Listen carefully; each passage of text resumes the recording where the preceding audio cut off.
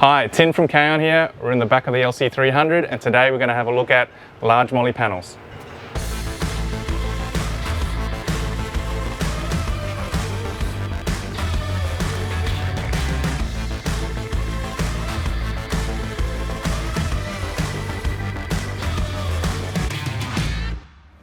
So why would you want molle panels in the back of your car?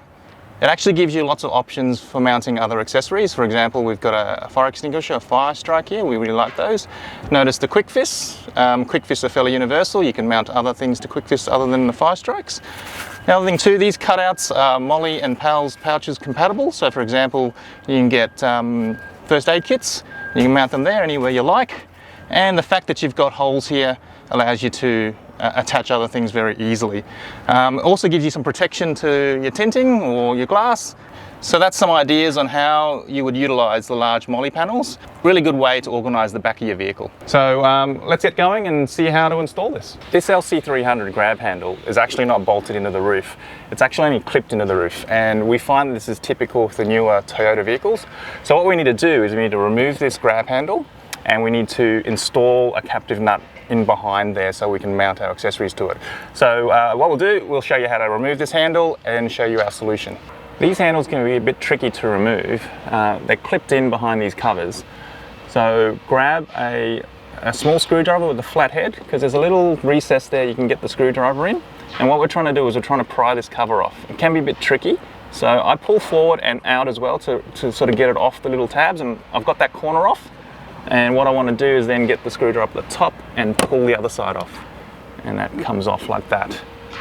And now we need to do the other side.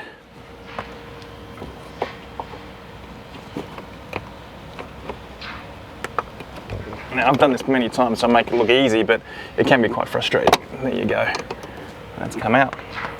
Now inside here, it's hard to see, but there's some metal clips there. So you want to just pull those metal clips in, and that pops it out. And we'll do the same on this side. Now we also want to remove these metal clips, just squeeze them and pull them out.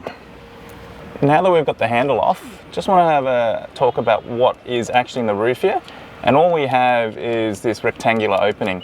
Now what we want to do is we want to somehow hold a nut or a captive nut in behind there. So I'll show you what we've come up with to be able to put a little M6 threaded nut in the back of that. What we have here is the same opening that's in the roof of the car that we just had a look at. What we need to do is we need to get an M6 threaded nut in the back. So our system consists of an M6 nut block and a retainer. This nut block has some spigots there that fit into the slot that we've got in the roof there. And what we need to do is we can install this without taking the car apart. We need to put this nut block through, rotate it so that it sits in there nicely. But then we also need to clip this retainer in. Now, that's the final result we want. We've got an M6 nut held up in the roof, but we need to show you how we do that. Let's have a closer look at this solution or this system. We've got the M6 nut block, we've got the TPU retainer, and then we got the little M6 bolt here that we're going to use as a tool to install this. So what we need to do is we need to assemble it in this fashion. We've got the retainer there with the M6 nut block, and make sure that the spigots there face the retainer. And I'll show you what we're going to do. So that's the opening in the roof. We're going to pass the nut block through, rotate it 90 degrees so that we can pull it up against that opening. You can see there's two gaps there for the prongs of the retainer to sit in. Push this through while we're pulling back on the bolt. So push one side in, that's clipped in. Now while you're pulling back on this, clip the other side in as well. And pull, make sure it's seated nicely. And you can sort of see that if you pull back on it, the prongs hold the nut in place. And then what we do, we unwind the M6 bolt, and there you go. The nut is retained up in the roof. Okay, we're back in the car.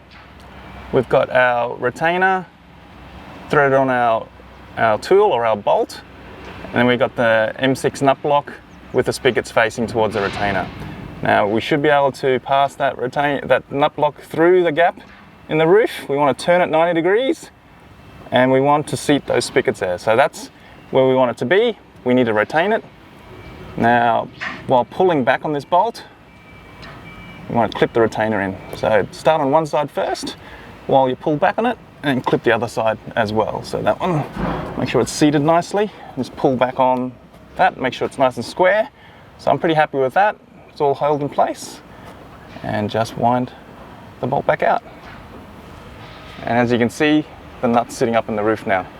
Okay, you've removed your handles, you've installed the M6 captive nuts in the roof. Next thing to do is to assemble the mollies. Now the mollies have left and right hands. We've got the top bracket, the bottom bracket that goes into the cup holders, and the molly itself. Now the way to identify which ones are which, this bottom bracket here has this little kick up towards the back that faces towards the back, so this one belongs on the right hand side.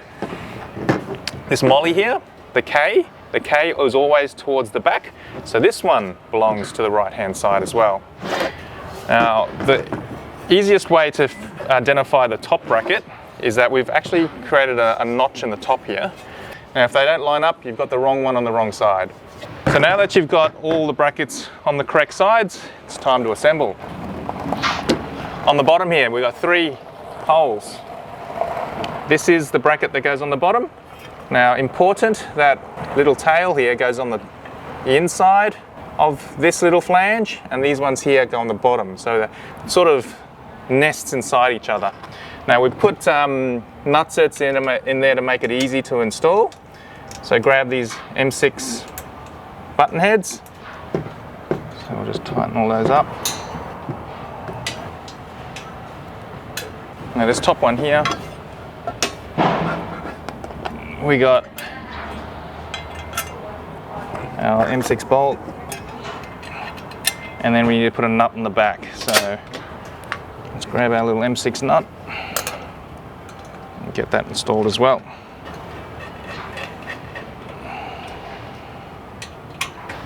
This cutout here on the bottom of the Molle panel has been designed to fit really snug in the cup holders in the back here, and we've also got some rubber bumpers there to help hold it in place. So you've got your Molle panel there, and place it inside the cup holder. Make sure you just wedge it down in there. Now the holes at the top here, I can see they line up. There's some slots there too to allow a bit of vertical adjustment.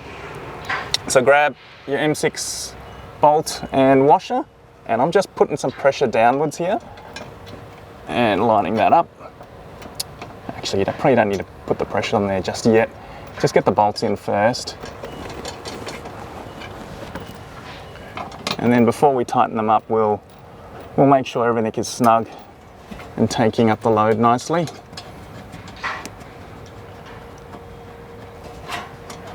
Okay, so I've got them done up finger tight. Now what we want to do is to make sure that it's wedged down there in the cup holder nicely.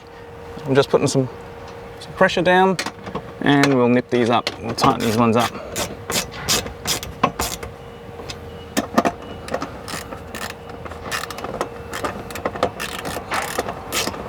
Oops. Okay. Just check that bottom there is secure in there. Nice. And that's secure and firm. So there you go, that's the large Molle installed. Now, if you're installing these mollies with, say, the barrier or the shelf, you always want to put the Molle bracket underneath and sandwich anything else over the top of these brackets here. There you go, large Molle panels are in. Actually no cutting and drilling, so fairly easy to get in there. They're compatible with all our other accessories, the barrier and the shelf, and gives you options for customizing the back of your car.